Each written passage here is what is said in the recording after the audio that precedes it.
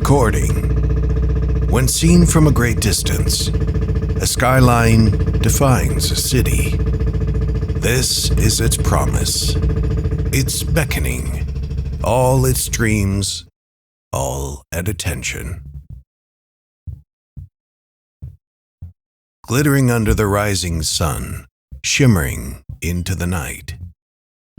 But what is the vision at the center of a city? What makes us want to answer that beckoning? Designed by William L. Pereira in 1969, the plans for the Transamerica Pyramid were protested, called an affront, hideous nonsense, and a splendid splinter. It wasn't until years later, after the building was completed in 1972, that this iconic pyramid that anchors the San Francisco skyline became a beloved symbol of the city.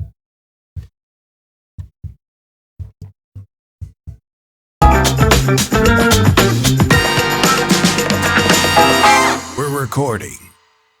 When seen from a great distance, a skyline defines a city.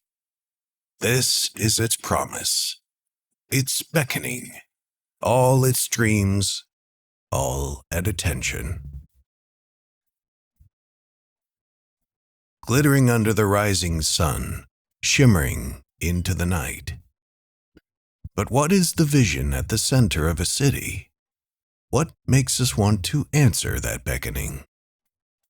Designed by William L. Pereira in 1969, the plans for the Transamerica Pyramid were protested, called an affront, hideous nonsense, and a splendid splinter.